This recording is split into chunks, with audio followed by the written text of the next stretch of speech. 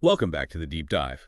We're here to sift through complex ideas, research, articles, you name it, and really pull out the insights that matter for you. We want to give you that shortcut to understanding, maybe with a few surprising turns along the way. So, in our journey so far, we've really dug into the philosophical underpinnings of, well, what we're calling classic American liberalism. That's right. We've explored its deep roots in moral realism, the idea that there are objective moral truths, and also in common sense epistemology, this belief that humans can actually perceive those truths. Those were the first two big pillars. And today we get to the third pillar, maybe the one you can really touch and feel, so to speak. This deep dive tackles the big question. How did those really quite profound philosophical ideas about morality and truth actually get built into a political system? How did they translate from, the philosopher's study to the structure of government? Exactly. Our mission today is to unpack how the founders' thinkers, like James Madison, James Wilson, really key figures, meticulously wove these principles into the very fabric of the constitutional republic. It's a fascinating process, seeing how abstract thought becomes concrete governance, how ideas literally built a nation. Yeah, it really completes the picture, doesn't it? Yeah. We're connecting those three pillars, the Scottish and American moral philosophy, the common sense realism, and classic American liberalism itself, by seeing how they were actually put into practice. Right, and understanding this connection is, I think, absolutely vital if you want to grasp the original intent behind the American experiment, its design, its nuances, things that often get missed today. Without this philosophical layer, the Constitution can seem like, well, just a legal document, dry. But it wasn't meant to be just that. It was intended as a testament to a specific moral vision, a vision built on those ideas we've been discussing. Okay, so let's dive into that. Segment 1, politics built on moral philosophy. Let's start with something that, honestly, often gets glossed over in modern discussions. The founders, they weren't just politicians in the way we might think of them today. Pragmatic strategists, yes, but... But they were more than that. They were deeply, profoundly engaged moral philosophers. And this isn't just a side note, is it? It's crucial. It's absolutely crucial. It fundamentally shaped their actions, their decisions about government structure, about law. These weren't just knee-jerk reactions or power grabs. They flowed from a considered understanding of human nature, of ethics, of what they saw as universal moral principles, that moral realism we talked about. Precisely. They were building from a philosophical bedrock, a specific view of how humans should live together, what kind of society allows for, well, human flourishing. It wasn't just politics as usual. It was applied philosophy on a grand scale. A really deep intellectual engagement. And speaking of that bedrock, we absolutely have to bring in the Scottish Enlightenment. This wasn't just some vague background influence. It was a powerful wave of thinking that directly impacted key founders. Hugely influential. It offered this robust counter to skepticism, affirming that, yes, humans can know objective moral truths through, intuition and common sense. And it wasn't just floating across the Atlantic in books, right? There was a specific channel, a person who was incredibly important in bringing these ideas directly into the American context. No question. John Witherspoon, president of Princeton, or the College of New Jersey, as it was then. Hugely influential position. Yeah, Princeton was a real incubator for revolutionary thought, wasn't it? Absolutely. And Witherspoon wasn't just an administrator. He was the only active clergyman to sign the Declaration. He taught there for decades, and his lectures were a direct pipeline, bringing Scottish Enlightenment ideas straight to the future leaders of America. And who was his most famous student in this context? James Madison, of course. But many others, too. Future congressmen, judges, state leaders. Witherspoon shaped a generation. So he's directly transmitting these ideas, moral realism, common sense, making them practical tools for these guys who are about to build a country. Exactly. And he had this central message, something he really hammered home, echoing thinkers like Hutcheson and Reid back in Scotland. Which was? That liberty can't just exist on its own in a vacuum. It's not just the absence of rules. It has to be connected, tethered to virtue. Okay, liberty needs virtue. That sounds important. What did he mean by virtue? Moral character. Self-control, a commitment to the common good, the ability to govern oneself according to those moral truths they believed were accessible through that innate moral sense. So without that inner moral compass guiding people, a republic just couldn't survive. That was his firm belief. He saw it as a fundamental requirement, almost a law of political nature. No virtue, no sustainable republic, it would just fall apart. He had that quote, didn't he? Something about preserving virtue or losing liberty. Yes, exactly. A republic once equally poised must either preserve its virtue or lose its liberty. Powerful stuff. And you're saying this wasn't just him being preachy, it was strategic thinking. I think so, yes. It certainly had moral weight, rooted in natural law ideas, but it was also incredibly pragmatic. It was a hard-nosed insight into what makes self-government actually work over the long haul. It's a warning, almost. External laws aren't enough if the people themselves aren't guided internally. Precisely. Without virtue, liberty becomes license, people pursue self-interest above all else, and society descends into either chaos or, eventually, tyranny to restore order. Wow, okay, the implications of that are huge. It means the moral character of the citizens is just as vital as the design of the government. Absolutely indispensable, in their view. A perfect system on paper would still fail if the people weren't up to the task of self-governance, morally speaking. The internal compass is the ultimate guarantor. Freedom isn't just doing what you want. It's wanting to do what's right. That's a great way to put it. And this is where, as you said, it gets really interesting because it challenges how we often think about political stability today, just focusing on institutions. Right, so that sets the stage perfectly for looking at someone like Madison. Indeed. Let's move to segment 2. James Madison and the Architecture of Virtue. Okay, so Madison, Witherspoon's star pupil. He's steeped in this moral philosophy. It wasn't just academic for him. Not at all. It fundamentally shaped his entire approach to designing the government. His understanding of human nature, his plans for the republic, it all flowed from this philosophical grounding. He wasn't just a political mechanic. He was translating moral insights into institutional form. A philosophical architect, absolutely. And he had this incredibly sharp understanding of the dangers facing any republic. The twin threats, right. Anarchy on one side, Chaos, disorder, unchecked passions. and tyranny on the other. Absolute power, government crushing liberty. Exactly. He needed a system that could navigate between those rocks, a system that could create what they called ordered liberty. Not just liberty, but ordered liberty. Finding that balance. And his solution wasn't just about clever rules, was it? His genius was designing structures, checks, balances, separation of powers that channeled power effectively. But, and this is the critical part, those structures were always built on the assumption of virtue. They presupposed a certain level of moral capacity in the people and the leaders. Yes, they were designed both to encourage virtuous behavior, deliberation, reason, looking to the common good, and also to contain vice, to mitigate the effects of self-interest and faction. He built a system for real, imperfect people. Which brings us to that famous quote from Federalist 51, everyone knows it. If men were angels, No government would be necessary. If angels were to govern men, neither external nor internal controls on government would be necessary. Now, lots of people hear that and think, wow, Madison was cynical. He thought people were basically bad. And that's such a common misreading. It's not cynicism at all. It's realism. Profound realism, rooted in that common sense view of human nature. Okay, unpack that. How is it realism, not cynicism? Because Madison knew humans were fallible, prone to error, temptation, self-interest, factionalism. He wasn't naive, but, and this is crucial, he didn't believe human nature was inherently depraved or irredeemable. He believed, thanks to that moral sense philosophy, that people were capable of reason, capable of discerning right from wrong, capable of virtue. It's imperfectly. Imperfectly, exactly. They weren't angels, but they weren't devils either. They were human. And that imperfection, that mix of potential for good and susceptibility to bad, had to be accounted for in the government's design. So the structures were needed precisely because people weren't angels, Mhm. but the whole system only worked because people weren't entirely self-serving either. They had that capacity for virtue. Precisely. People are capable of reason, virtue, and self-government, Madison argued. But, and here's the huge caveat, only within a framework that includes both well-designed institutions and a shared moral understanding. You need the structure, and you need the moral compass. You need both. The structure encourages the better angels, channels passions constructively, promotes deliberation. It supports humanity's capacity for virtue while mitigating its known weaknesses. So this intricate system, separation of powers, checks and balances, federalism, it wasn't morally neutral at all. Far from it. It was a direct constitutional expression of a specific moral anthropology.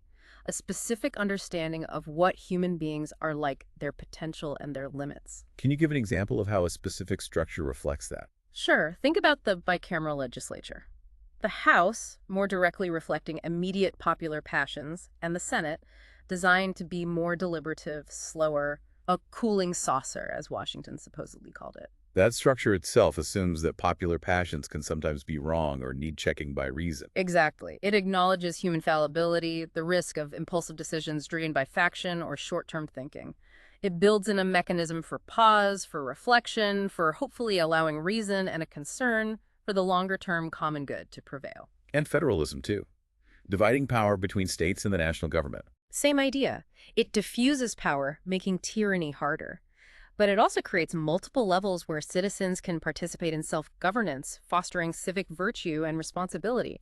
It assumes people can govern themselves locally and contribute meaningfully. So every piece of the design, staggered terms for senators, the independent judiciary, the amendment process, it was all part of this effort to encourage virtue and contain vice. That's the core idea, designing a system where imperfect people could, together, achieve a reasonably virtuous and stable republic. Which really raises the question, if the structures were built on that moral premise, what happens if the underlying understanding of morality or human nature changes in society? How do these structures function then? That is the critical question, and one we're still grappling with today. It highlights that the Constitution isn't just a set of rules, it embodies a whole philosophy of human nature and morality. Okay, let's shift focus slightly. While Madison was the architect, there was another key figure who focused more on the moral foundation of the law itself. Absolutely. Segment 3, James Wilson and the Moral Foundation of Law. Wilson. Maybe less famous than Madison today, but hugely important. A signer of the Declaration, a key framer, an early Supreme Court justice. And crucially, a philosophical jurist. He wasn't just a legal technician. He was thinking deeply about where law comes from and what gives it authority. His big contribution was ensuring the Constitution and the laws weren't seen as just arbitrary rules made up by powerful people. Exactly. He wanted to root them in something deeper, more fundamental, more enduring, something that gave them real moral weight. And for Wilson, that anchor was natural law, wasn't it? Yes, he was a firm believer in natural law, this idea of a universal moral order existing independently of human government that we can grasp through reason and our innate moral sense. This wasn't just a nice philosophical add-on for him. It was the actual source of legitimate law. It was the source. It gave the Constitution its binding force, its moral authority. Without that connection to natural law, law would just be an expression of power, not justice. He had some powerful quotes on this, didn't he? Connecting natural law and divine law. He did. He said the law of nature and the law of revelation are both divine. They flow from the same adorable source. So for Wilson, and likely many others, the ultimate source of just law wasn't human will, but something higher, divine even. That was the conviction. It gave law an authority that transcended human government. It meant there were moral lines that government couldn't legitimately cross because those lines were drawn by a higher authority. Law was meant to reflect these eternal principles. And he connected this big idea of natural law right down to the individual, didn't he? That law written in the heart idea. Yes, absolutely crucial. He stated, "Man, fearfully and wonderfully made, has a law written in his heart. The moral sense is implanted in his constitution." The moral sense again. That echoes Witherspoon and the Scottish school. Directly. It's this belief in an inherent intuitive grasp of right and wrong within each person. It comes before government, before any written laws. It's part of our nature. So justice isn't something the state invents. It's something we discover through reason and feel through this innate moral sense. That's the core idea. Government's job isn't to create morality, but to recognize and protect the moral truths and rights that already exist. Which brings us back again to this really fundamental point. The founders, especially through thinkers like Wilson, absolutely did not separate law from morality. No, they were intertwined. They operated from this premise of pre-political moral truth, truths that exist whether government acknowledges them or not. And government's role. To recognize those truths, to protect the natural rights that flow from them, its legitimacy depended on how well it did that. Government didn't grant rights. It was instituted to secure rights that individuals already possessed by nature. That provides a really strong philosophical boundary for government power, doesn't it? A profound boundary. It says government isn't all-powerful. Its legitimacy comes from adhering to a moral order it didn't create. If a law violates natural law or natural rights, then according to this view, it's not truly a just or legitimate law, no matter how it was passed. It's fascinating how different that is from some modern legal thinking, like legal positivism. A stark contrast. Legal positivism essentially says law is just whatever the recognized authority says it is, following the correct procedures. Whether it's moral or not is a separate question, outside the definition of law itself. So law is valid because it was made correctly, not because it aligns with some higher moral truth. Broadly speaking, yes. Wilson and the founders would have rejected that completely. For them, the connection between law and morality, specifically natural law, was essential. A law detached from morality was potentially just tyranny. This really helps clarify the vision of government they were aiming for, which leads us nicely into our next section. Right. Segment 4, what kind of government? Classic American liberalism's vision. So let's be clear. Classic American liberalism, as embodied by these founders, wasn't just about protecting individual choice above all else. That's kind of a modern shorthand that misses the depth. It really does. It was much more expansive. Its purpose wasn't just to leave people alone.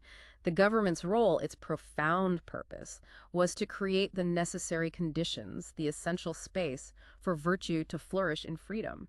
Okay, the flourishing of virtue in freedom.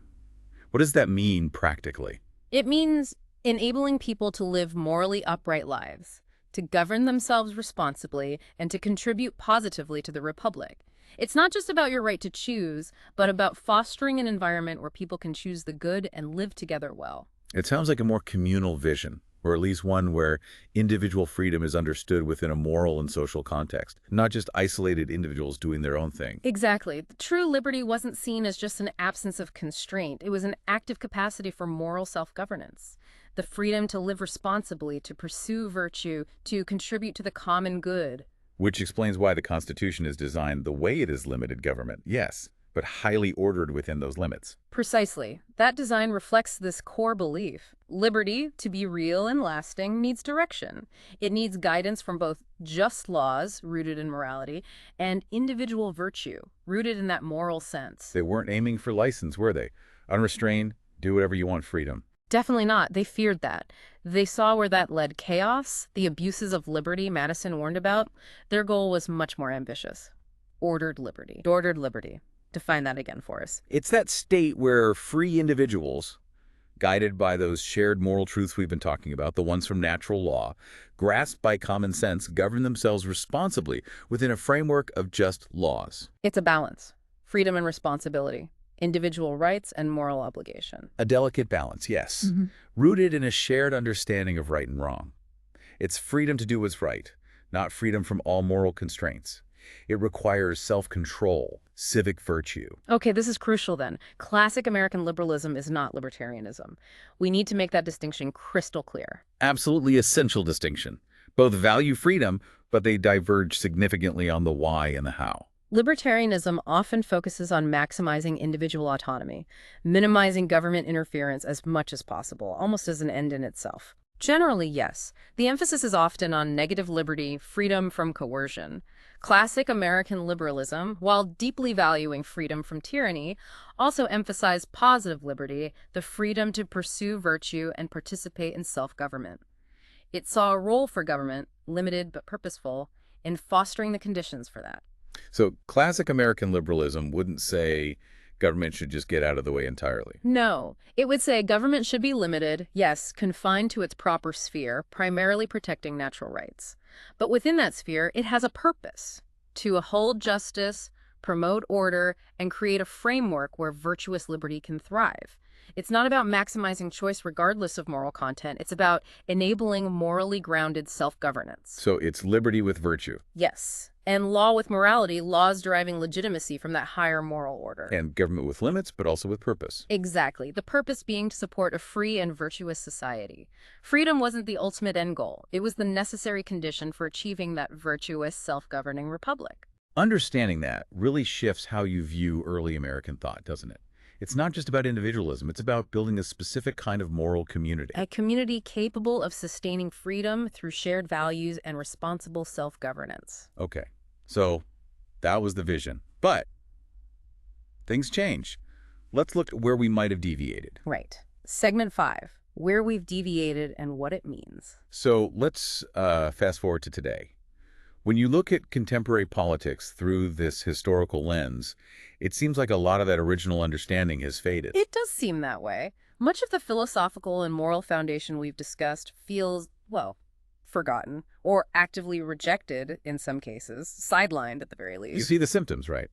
We talk endlessly about rights, often presenting them as absolute individual claims, but we rarely connect them back to their grounding in natural law or discuss the responsibilities that come with them. Or we have these intense legal debates that are purely procedural or based on precedent, with little or no discussion of the underlying moral purpose of the law, or whether it aligns with any concept of objective justice. The link Wilson saw between law and morality seems much weaker, if acknowledged at all. And what's the result of that detachment from the philosophical bedrock? Well, arguably, it leads to a politics that feels fragmented, aimless sometimes, or is purely adversarial, a zero-sum game for power and resources. Without that shared moral purpose, that idea of ordered liberty directed toward virtue, what's left?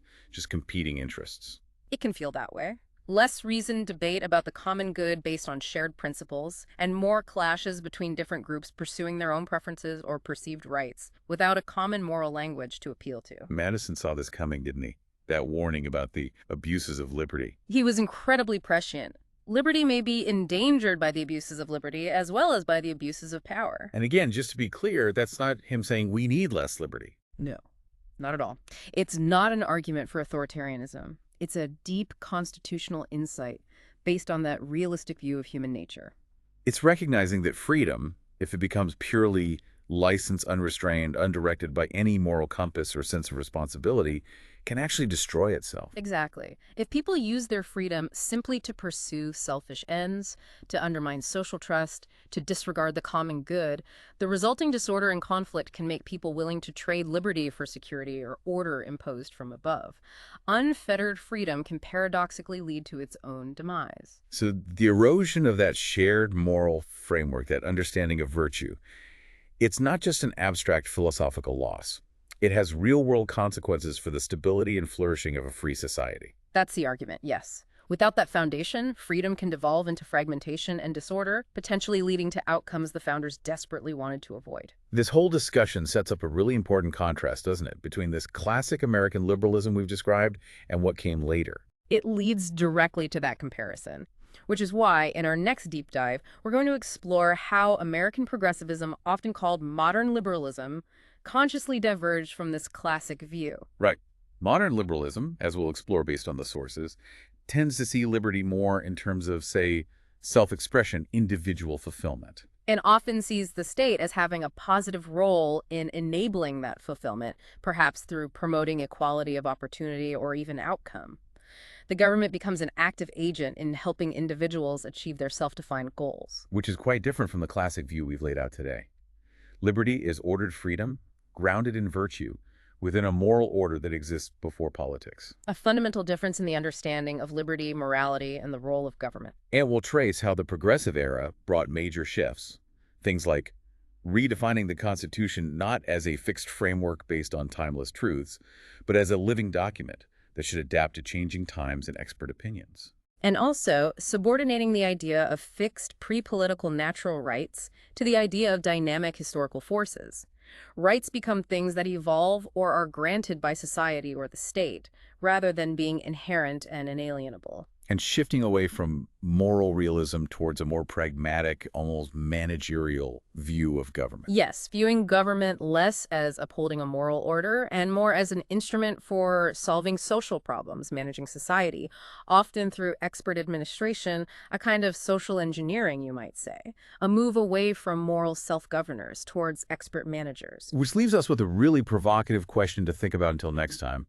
What actually happens when you replace a system designed for moral self-governors, operating within a framework of natural law and virtue, with a system increasingly guided by the idea of government as social engineer? That's the core tension, and exploring it will shed light on so many of our current debates. So let's quickly recap today's deep dive, the central idea. The American political order wasn't just thrown together.